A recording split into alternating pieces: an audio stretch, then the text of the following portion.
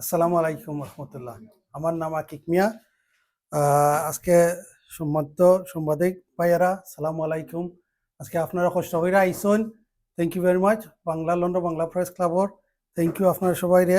আজকে একটা বড় দুঃখর একটা স্টোরি আমি আপনার লগে শেয়ার করা লাগে। আমার আপন চাচা গরো ভাই, চাচা গরো বাইর গরো বাতি যান এবং চাচা গরো বনি গরো বাগ নাই। আমি গত সেপ্টেম্বরে দেশে গেছিলাম। তারা আমার উপরে একটা মিথ্যা মামলা করছে। তারা নিজে নিজে নিজে ইঞ্জুরি করিয়া নিজে বন্দুক দিয়ে গুল্লি করিয়া আমারে ফাঁসাইছে, ফাঁসাই বেলা চেষ্টা করছিল। যে এখন ই যে মানুষটা যারা তারারে আমরা সারা জিন্দগি আমার আব্বাই লালন পালন করছেন, লুকাফটা করছেন, খাবাইতে এখন তারা আমাদের জায়গার উপরে তারা লালচ লু বানিয়েছে। লু বানিয়ে আমি গেছিলাম দেশ, তারা আমারে যাওয়ার আগে তারা আমারে হুমকি দিছে টেলিফোনের মাধ্যমে। আর আমার আত্মীয় স্বজন সবারে তারা ডাইরেক্ট ফোন টোন দিয়া গালাগালি করছে। দেন আমরা দেশও গেলে আমরা বাড়ি তুলতে পারতাম নাই। আর অনেক তারা থ্রেট দিছে। তো আল্লাহর রহমতে আমি আল্লাহর রহমতে সবার দোয়া আমি বিপদটাই উঠতে আইতে পারছি। আর এখন ওটাটা আমি দৌড়ে তুলতে আসলাম। আর কি জিনিসটা এটা শুধু খালি আমার লাগে না, এটা সব আমরা প্রবাসী যেবা যারা আছে এটা একটা উপহার হইব। আমি খিলান পাচ্ছি আপনারা সবাই আমি বিস্তারিত স্টেপ বাই স্টেপ আমি কইব ইনশাআল্লাহ। জি জি, আমারে সবচেয়ে বড় জিনিস আসলে আমারে প্রফেশনে যে আমারে হেল্প করছে আসলে আমরা যে আপনার এই যে ডিআইজি স্যার, আমি যখন আসলে আমি একটুটা হয়তো দেশ যাওয়ার আগে আমি যখন শুনছি তারা আমার হুমকি দিছে, আমার লাইফ একটা থ্রেট হয়ে গেছিল। তখন আমি আমার লন্ডনের উকিল সাহেবের কাছ থেকে আমি একটা দরখাস্ত করছিলাম এমবেসি বরাবর, বাংলাদেশ হাই কমিশন বরাবর। একটা মাঝে আমার কিছু কাহিনী হওয়া আছে।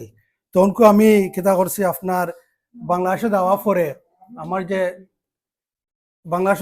আমার যে আমার উকিল সাহেব, আমার আহাদ সিদ্দিকী উকিল সাহেব, আমি উপশহর থাকি আপনার তাই আমারে এটা পরামর্শ দিলা যে তুমি তাই এক কাম করো, তোমরা যেগুলা লাইফর ইলান সিকিউরিটি নাই তে আপনারা একটা ডিআইজি বরাবর একটা দরখাস্ত করেন। তে আমি তাই আমার লাগে সবটা সুন্দর করে লেখছন। লেখা পরে আমি ডিআইজি স্যারের কাছে গেছি, গিয়া কইছি যেন আমার যারা নিজের মানুষ আছে দেশ যারা আছে তারা আমারে ফাঁসাইবার লাগি, তারা নিজেরে মাইরিয়া আমারে ফাঁসাইবার লাগি তারা মামলা দিব। তখন আমি ডিআইজি স্যারে আমার উকিল সাহেব নিজে গেছন, গিয়া ডিআইজি স্যারে গিয়া কইসন, এসপি স্যারে কইসন। ডিআইজি স্যারে কিতা কইসন, ডিআইজি স্যারে আমার সপ্তাহ শুনা বাদে তাই এসপি স্যারে ফোন দিয়া কইসন যেন তারা প্রবাসী মানুষ আপনারা ইটাটা দেখবা। তখন তাই আমার দিছন এসপি স্যারের কাছে। আমি এসপি স্যারের কাছে গেছি, এসপি স্যারের কাছে আমি সম্পূর্ণ সপ্তাহ বুঝা হয়েছে যেন তারা আমার ফাঁসাইবার লাগি নিজে নিজে তারা একটা প্ল্যান করে। তখন এসপি সাহেব কইছেন অসুবিধা নাই, আপনার একটা দরখাস্ত দেওয়া যাক। আমি দরখাস্ত দিছি, দেওয়া বাদে আমি রেপ ক্যাম্প সুনামগঞ্জও গেছি, সেনাবাহিনীও গেছি, আমার জগন্নাথপুর থানাতেও গেছি, গিয়ে আমি সম্পূর্ণ সপ্তাহ দিয়াইছি। দিয়া হওয়া পরে আমি আমার বাসাতে আইছি। বাদে আমি আপনার এই 9 তারিখ অক্টোবরও 9 তারিখ অক্টোবরও আমি গ্রামও গেছিলাম একদিন লাগে। গ্রামে যাওয়ার পরে আমি একটা সিন্ন করছি, আমার আব্বার দোয়া মাহফিল করছি। দোয়া মাহফিল করা বাদে আমি আমার সিন্নি শেষ হওয়া বাদে আমি আমার এই দুলাবার বাড়ি তাইনও গেছিলাম না লোক লন্ডন, আমি বাংলাদেশ, তাইনও গেছিলাম না লোক বাংলাদেশে যাওয়ার পরে আমি গেছি কি আমার বোনের বাড়ি।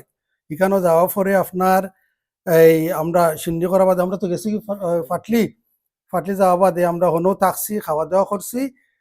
আমরা আর কিছু জানি না। বাদ ও রাইট তারা নিজে নিজে সাজাইয়া ঘটনা আমার উপরে ফাঁসাইয়া তারা মামলা করছে। যথেষ্ট তারা ইনকোয়ারি করা বাদে তারা এটা ফুলি 100% স্যাটিসফাই দেন একটা মিথ্যা তারা এটা বাদে তারা থানা থাকি ফাইনাল মামলা একবারে